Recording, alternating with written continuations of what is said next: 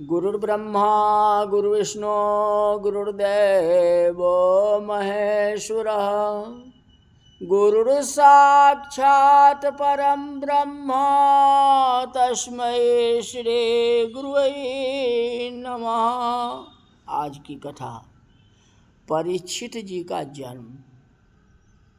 कहते कौरव एवं पांडवों की युद्ध की थोड़ी सी कथा आती है। श्री कृष्ण पांडव पक्षपाती हैं। भगवान गीता जी में ऐसा बोले हैं जे समोहम सर्वभूतेषु, मैं सर्व में सम भाव रखता हूँ, मतलब बराबरी भाव नहीं रखता हूँ। मेरा कोई शत्रु नहीं है पर कोई मित्र नहीं है। नो शत्रु है और नो मित्र। महाभारत पढ़ने से ऐसा लगता है जो भगवान समभाव नहीं रखते। बोलते तो हैं लेकिन समभाव नहीं रखते।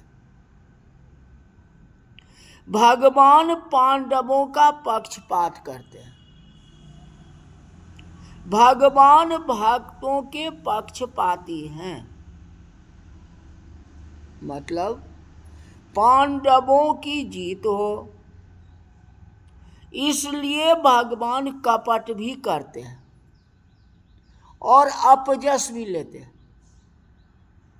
ऐसे प्रभु प्यारे पांडवों के वंश में परीक्षित का जन्म हुआ। कौरव और पांडवों के युद्ध में कौरवों का विनाश हुआ। कौरव सेना में अश्वत्थामा, कृपाचार्य और कृतवर्मा तीन बाकी रहे और सबका विनाश हो गया। ये तीनों बच गए, कृपाचार्य, कृतवर्मा और अश्वत्थामा तीनों बाकी रहे और सबका विनाश हो गया।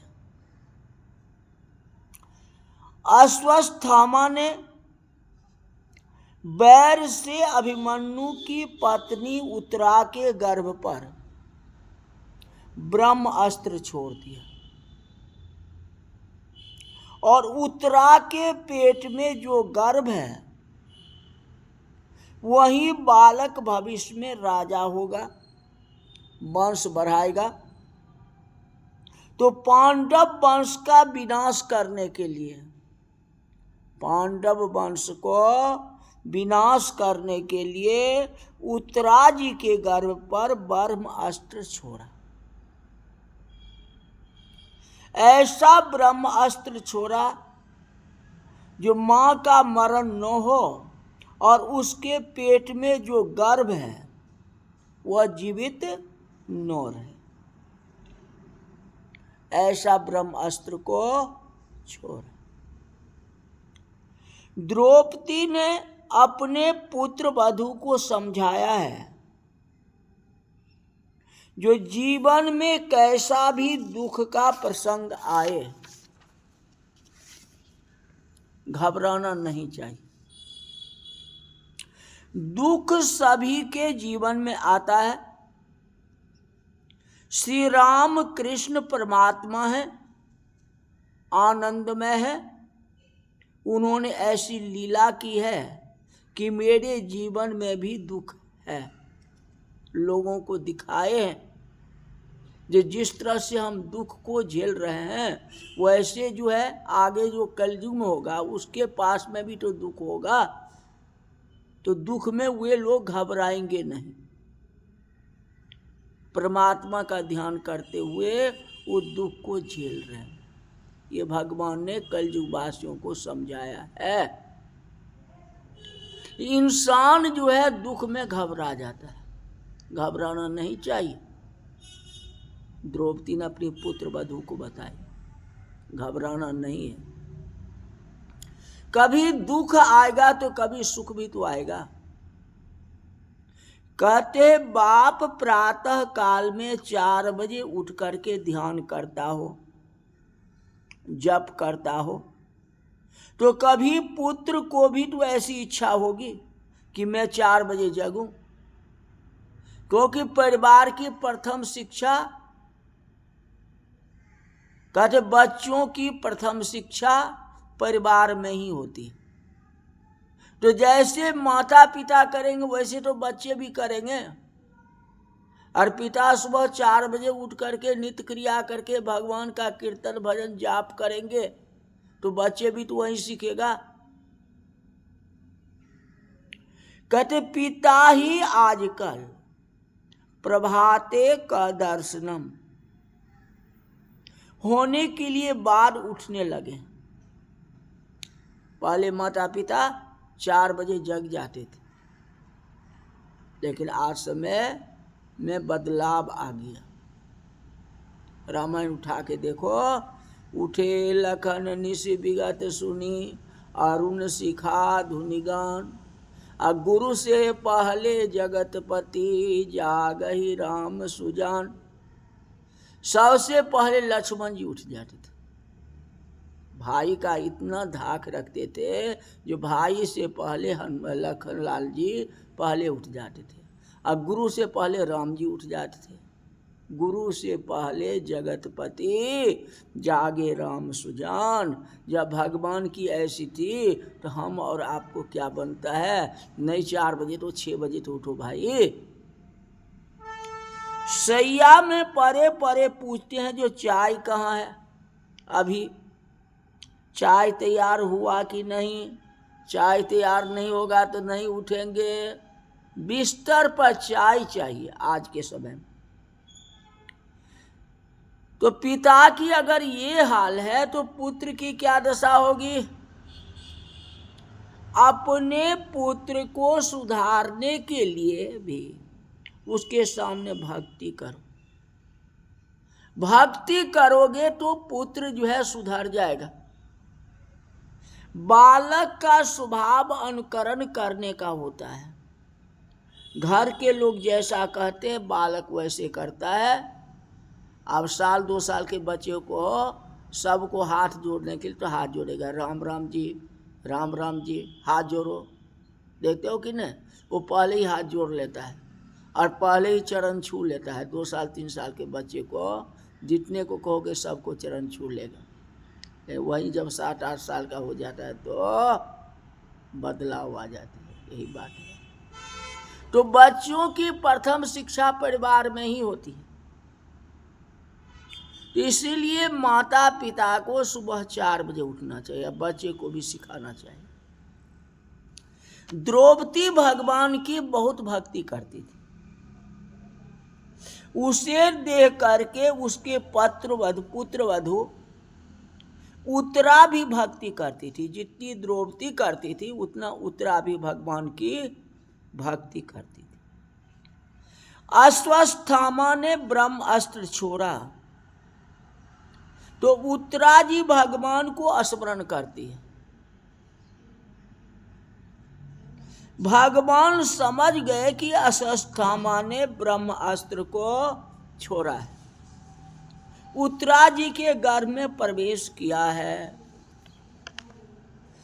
सुदर्शेन स्वास्त्रेन स्वानाम रक्षा भयादिभो। सुदर्शन चक्र से गर्भ में जो ब्रह्म अस्त्र छोड़ा है उसका निवारण किया है। भागवत के प्रधान श्रोता हमारे परीक्षित जी महाराज। जीव गर्भ में नरक का दुख भोगता है। गर्भवास नरकवास है। परीक्षित को गर्भ में परमात्मा का दर्शन होता है। परीक्षित ने देखा कि बाण मुझे मारने के लिए आ रहा है। अस्त्र किसका है? तो ब्रह्मा जी का दिया हुआ। छोड़ा किसने? अश्वत्थामा ने। अश्वत्थामा को ब्रह्मा जी ने कहा कि इसको दुरुपयोग नहीं करना, जहां जरूरत पड़े वहीं इस ब्रह्मास्त्र को छोड़ना। अश्वत्थामा ने गलत कर दिया। परीक्षित महाराज के ऊपर छोड़ दिया, वो भी जो है गर्भावस्था में। बताओ कितना गलत किया। एक 4 हाथ वाला तेजस्वी पुरुष चारों ओर से घूमता हुआ मेरा रक्षण कर रहा है। गर्भ में परीक्षित महाराज को परमात्मा का दर्शन हो। भागवत के प्रधान श्रोता है। सुदर्शन चक्र से ब्रह्म अस्त्र का निवारण किया गया। उधर ब्रह्मा जी हैं और यहाँ कृष्ण भगवान हैं, तो ब्रह्मा और कृष्ण मतलब विष्णु आ जाएंगे तो शंकर जी पीछे रहेंगे थोड़े। हाँ, तो तीनों का दर्शन जो है परीक्षित महाराज को गर्भ में हो गया। भगवान कृष्ण ने सुदर्शन चक्र से परीक्षित महाराज को बचा लिए। बोले परीक्षित महाराज की जय। थोड़ा सा विचार करो, हम परीक्षित जैसे ही हैं। यह जीव मां के पेट में था, उसका रक्षण कौन करता था? भगवान रक्षा करते थे। और गर्भ में जीव के रक्षक भगवान ही होते हैं, किसी भी जीव का। मां के पेट से बाहर आने पर बालक की रक्षा माता और पिता करते हैं, परमात्मा करते हैं। बालक बोलता नहीं है, माँ को खबर नहीं पड़ती बालक को क्या होगा, माँ समझती नहीं है, बालक बोलता नहीं है। बाल्यावस्था में जीव का रक्षण भगवान ही करते हैं। माता पिता तो कोशिश करती है, लेकिन माता पिता की बस की बात नहीं है कि छोटा बच्चा नन्हा सा बच्चा है, मान लो दूध नहीं पिया तो वो कैसे रहेगा? उसकी रक्षा कौन करेगा? माँ बहुत करेगी तो दूध पिला देगी, और दूध न पिए तो उसका रक्षा कौन करेगा? तो परमात्मा ही करेंगे ना। वही परमात्मा शक्ति देते हैं। माता पिता तो एक सहायक है। जो भगवान जो वस्तु देते हैं वह वस्तु लेकर के माता पिता जो है अपने बच्चे की रक्षा करते हैं। तो है तो वही परमात्मा, लेकिन मनुष्य जवानी में इस भान को भूल जाता है, इस बात को भूल जाता है। ईश्वर कहाँ है और मैं नहीं मानता।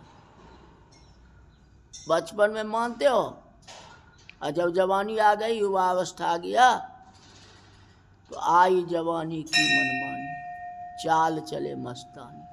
हाँ, सीधी चले न डगरिया राम के बिना।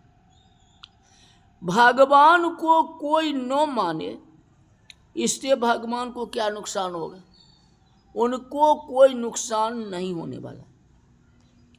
भगवान को जो मानता नहीं है, एक दिन वह बहुत दुखी हो जाएगा। साढ़े साती जब आती है तो शनि महाराज एक एक को सजा देते हैं, सबके ऊपर साढ़े साती आती। तो कितने लोग हनुमान जी को तेल चढ़ाते हैं? समझ में आता है कि मेरे ऊपर शनि की साढ़े साती है। अब उससे पहले भी हनुमान जी को तेल चढ़ाना शुरू कर दे तो साढ़े साती नहीं आएगी। पहले लोग इस बात को नहीं समझते, भगवान को मानना ही नहीं चाहते हैं। भगवान को मानने से लाभ है तो, लेकिन तुम लाभ का उपयोग नहीं कर रहे, नहीं मानते हो। आजकल बहुत से लोग डॉक्टर को बहुत मानते हैं, भगवान को इतना नहीं मानता है। माता पिता कहते हैं जो बच्चे को हनुमान जी की मंदिर में ले जाओ, झाड़ा लगा दो, बुखार ठीक हो जाएगी। करना ना, इससे नहीं होने वाला, चलो डॉक्टर के पास, और बुखार ज़्यादा बढ़ जाएगी। अरे मानने के लिए आप तो तैयार हो, विश्वास तो करो। विश्वास फलदायकम, अगर विश्वास है तो सब कुछ है, नहीं है तो कुछ नहीं। अश्वत्थामा ने ब्रह्म अस्त्र छोड़ा, लेकिन जा की सहाय करे करुणा निधि, ताकि जगत में भाग्य घनेरो। पहले ब्रह्मा जी पहुंच गए, परीक्षित महाराज को दर्शन दिए, और कृष्ण जी सुदर्शन लेकर के पहुंच गए। परीक्षित महाराज अजर अमर हो जाएंगे। ये कथा आगे जो है उनकी जन्म की कथा कल बताऊंगी। आज की कथा यही तक रहा। बोल वृंदावन बिहारी लाल की जय।